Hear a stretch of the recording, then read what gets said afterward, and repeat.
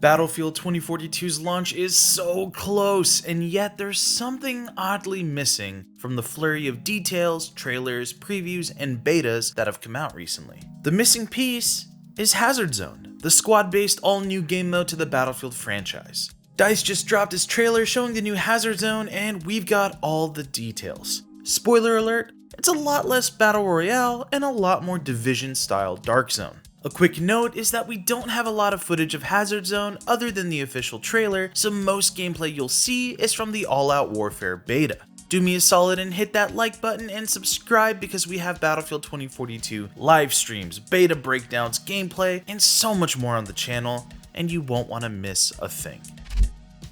Battlefield Hazard Zone is not a battle royale. Trust me, DICE really wants you to know this. They've been adamant about it from the beginning. What we have instead is a smaller 24 or 32 player lobby with multiple squads. The objective is simple: strategize, retrieve, and extract. You and your squad are basically a group of Notepad specialists that are tasked with securing valuable intel. On each map, you're fighting other squads in time and the terrain. You have limited time to secure the intel and make it to an aircraft, and you can do this repeatedly with the risk increasing each time. Multiple squads have the same objective, so you need to decide if it is worth fighting or avoiding each other. Squad fights are merely a byproduct of your true goal of simply securing the downed satellite's data. I'm not entirely sure, but I think that there will be AI enemies as well. Our preview briefing mentioned that occupying forces are also a threat. This leads me to believe that AI, US, or Russian forces will be defending certain satellites. If the AI is involved,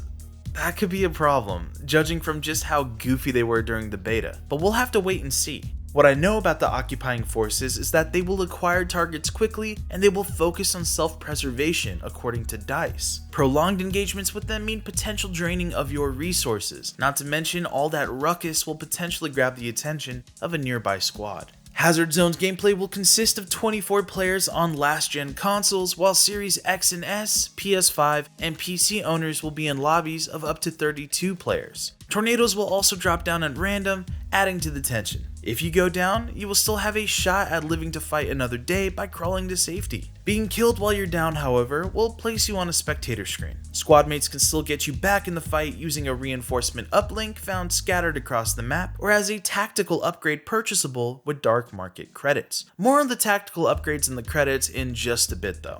Finally, Hazard Zone will be playable on all of the launch maps confirmed for All Out Warfare, including Orbital, Manifest, Hourglass, and more. There will only be 2 extraction zones, one early on and one at the end of the match, and both zones will be in different locations. This means that only 2 squads will make it out alive, or potentially none at all. A match will most likely go like this. Before each game, your squad will be briefed with a predetermined starting zone that will kick off your match's first phase, which is strategize and equip.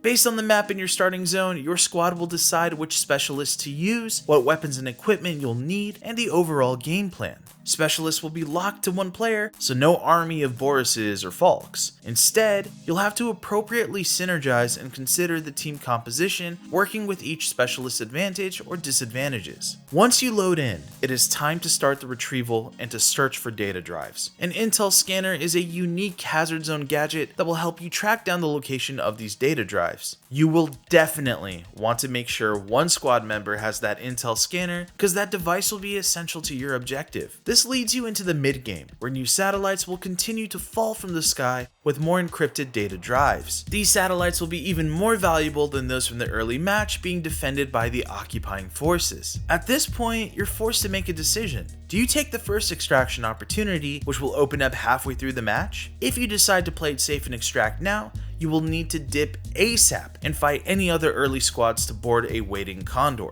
However, if you're the type to go for broke, you'll be rewarded for your confidence, assuming you're able to make it out alive. These squads will have to go for the second and final extraction, which is obviously riskier since any remaining units will be going for the same goal.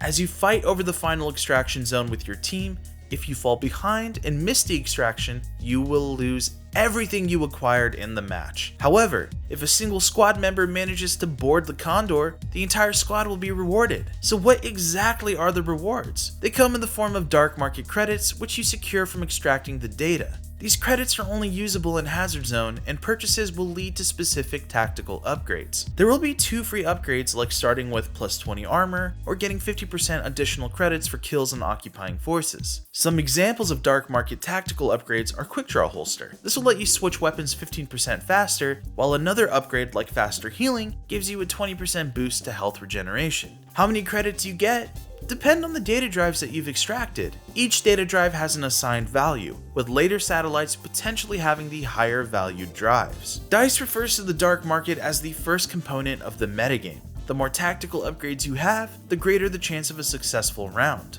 The other parts of this meta involve passive upgrades, your loadout, and your extraction streak. The extraction streak is a level attached to each unique specialist you play. A successful round increases your streak by 1, and failure resets your streak back to 0. But if you're able to get a good streak going, you will be rewarded with discounts when purchasing tactical upgrades or loadout items. So, Hazard Zone is definitely not a battle royale.